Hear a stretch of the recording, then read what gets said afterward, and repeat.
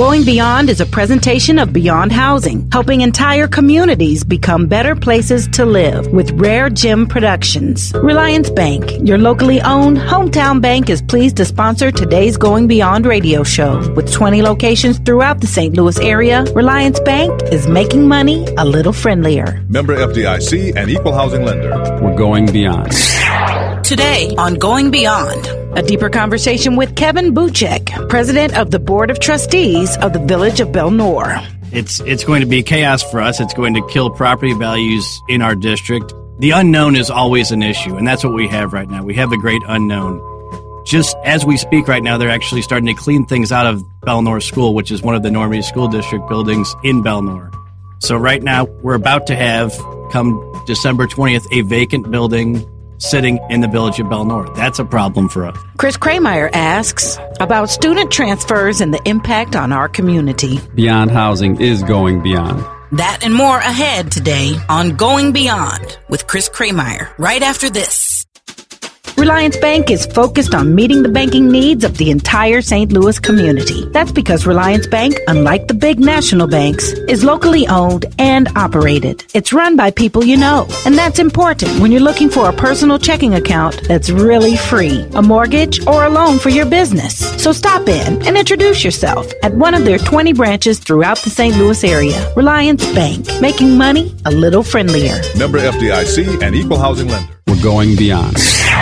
Welcome to this edition of Going Beyond. I'm your host, Chris Krehmeyer, the president and CEO of Beyond Housing. On today's show, we're going to talk about public education and the interest in the Missouri transfer law and the impact that it's having on children and communities here in our region. Joining me on today's show is the president of the Board of Trustees for the Village of Bel-Nor, Mr. Kevin Buchek. Kevin, welcome to the show. Thanks for having me, Chris. All right, Kevin, particularly for Bel-Nor, which is one of the 24 communities that is in the boundaries of the Normandy School District, tell our listeners kind of what's happening now relative to the state transfer law and what's going to hopefully happen here as the Missouri legislature reconvenes in early January. Sure. As a result of a Missouri Supreme Court decision and some actions in the legislature in the past, there's been sort of a big problem in the Normandy School District, that being that right now, Missouri law enables any single student in the Normandy School District, which is currently unaccredited, to transfer to an accredited district. The big problem for Normandy is not just that we're losing our students, but we're also losing dollars. So, for instance, if a student in Normandy schools decides he or she wants to transfer to the Clayton School District, that district charges $8,000 more per student than the Normandy School District. So we're not just losing a student, we're also losing $8,000 with that student.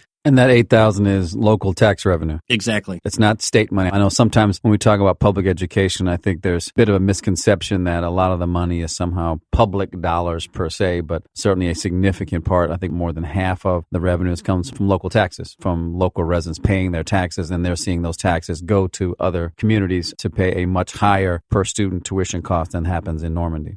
That's absolutely true. And I'm hearing that over and over from residents in our community who, when they pick up their tax bill every December, see about 2/3 of their real estate taxes going to our school district. No one has ever complained about that amount. The only complaint I'm hearing is, I'm paying that money to my school district. I'm not paying that money to be transferred to another school district. So the balance in that we've talked about on the show before is historically the Normandy School District has not provided the absolute best education for the children that live in the district. And we know that for a number of years, folks have sent their kids to private and parochial schools, knowing that Normandy really quite wasn't there. So there's this delicate balance between affording families the opportunity for the best education possible, and then in essence not bankrupting the local school district as it tries to get better, as it implements new reforms from the new superintendent, Dr. Ty McNichols, who's literally only been there for one semester. He really got handed a difficult break with the transfer law. So again, there's this interesting balance that we're trying to thread the needle here that says, yes, we want kids to have great education, but we also don't want our local schools to go away. We want them to get better. So when the legislature has a number of bills that are up there, what are some of the things that are in a number of these bills? And again, what should our listeners know about them? So there have been a number of bills filed. I believe there are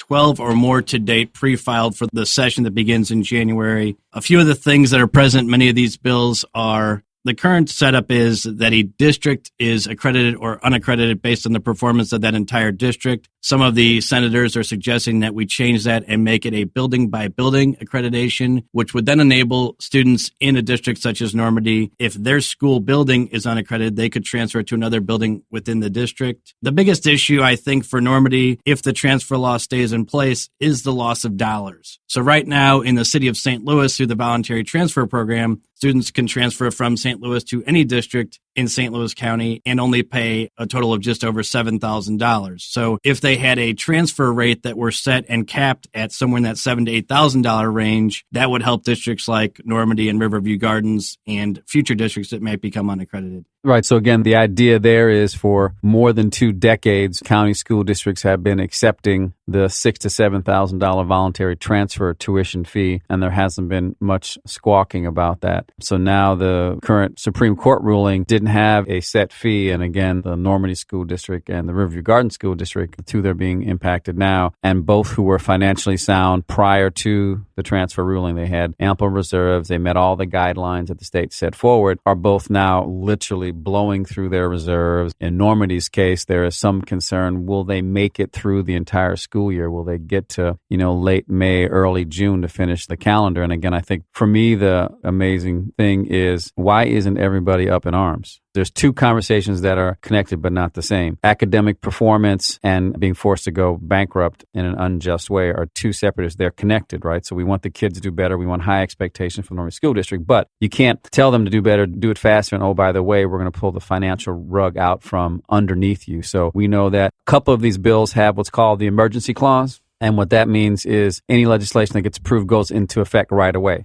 So clearly, whether it's Senator Chappelle Nadal's bill or whether it's the bill by the 4 senators, Sifton and Walsh and 2 others, all these bills have this kind of amalgam of things in there. So again, for our listeners, and particularly those in Normandy and Riverview who are being impacted absolutely every day by what's going on, what are some things that they might be able to do relative to, again, having their voice be heard? I think it's calling your state rep, calling your state senators and letting them know your opinions on these things. Going back to the finances, you mentioned that Normandy is in serious trouble, and we are probably going to be out of money around April if the legislature doesn't act before then. We're currently seeing about a $6.8 million deficit just to get through to May. So the biggest issue we have in the Normandy School District is we could be out of business before the end of this school year. So what happens, right? And I've asked this question to a couple of folks who work at the State Department of Education and didn't really get at least a thorough answer. How about that? So what happens, right? So Normandy's out of money, April, whatever it is, as one scenario. Well, do the kids come back the next day? And who are the teachers and how do they get paid? I mean, it's just absolute chaos, and it just makes no sense to allow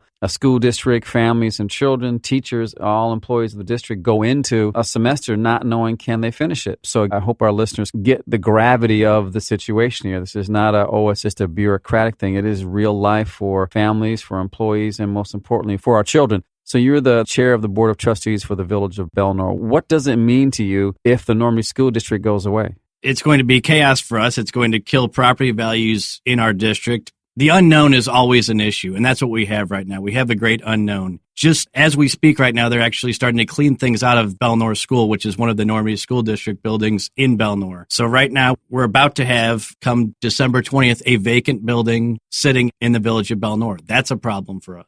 What does it do to, in essence, the kind of the psyche of a community when you close an elementary school in your community and a school that was doing, relatively well? What does it do to the people that live there? I get the property value thing, and that's real and meaningful, but what's it do to the people who live there and they drive by and say, oh my God, our school is closed? It's definitely a morale killer. And, we've had a troubled district for many, many years, and now it's really coming to light. The whole state has to see it. And I think that's a good thing that finally we're getting attention from folks outside of our region, but it's definitely hurting morale to see all these schools closing, to see all of our kids transferring to Francis Holland and other school districts across the state. So again, there's this balance between, again, providing our children with the best education possible, and Normandy is not quite there today. But the answers that are being put forth in a number of these bills, I would allege, are grasping at straws versus are they realistic? Are they based in other people's experience and facts? So again, talk a little bit about one proposal that creates this kind of achievement district or a recovery district district and make sure our listeners kind of understand what is being proposed. All right. So one of the senator's bills, and I think this may be supported by the Department of Elementary and Secondary Education right now, is to create a recovery district or an achievement district, which takes all of the unaccredited buildings within a district, and this is within every district across the state, and puts them under one collective district. So it's essentially taking the worst of the worst among our schools across the state, lumping them together into one district with one governing body and trying to, I guess, improve achievement or provide recovery, but that model doesn't seem like it would work to me. While there are isolated cases, whether it's some of the work happening in New Orleans, whether it's some of the work happening in Kentucky and Tennessee with similar models to this, there is no proof that this is an answer. And my fear is that we have a lot of folks who are saying, in essence, we just have to do something. We don't know if it's any good, but we just need to do something, as opposed to letting, in Normandy's case, the brand new superintendent just got there, give he and his team the opportunity to see if they can improve the test scores and keep the kids at their local schools. Don't have them on buses for long trips.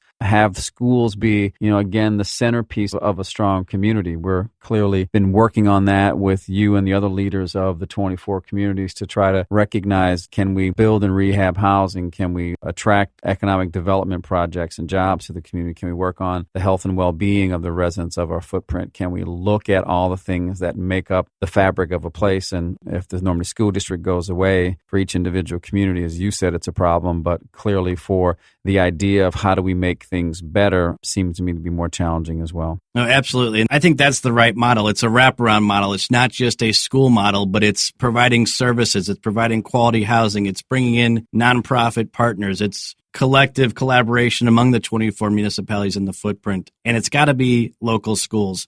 Kids do not learn while riding on buses for an hour. Kids learn sitting in classrooms with good teachers. And we can have charters and we can have a whole host of other, there's no one silver bullet here. And I've heard both the school board and Dr. McNichols in Normandy said they would gladly work with charters as a side-by-side partner in educating the kids who live in this geography. So again, I think too often we're looking for one silver bullet, Charters are not going to replace public schools. There's no capacity, there's no scale, there's not a resource to do that. But they certainly can be a part of the solution and work in conjunction with public schools. So I hope folks will recognize that. Kevin, once again, if folks want to have their voice be heard, what should they do?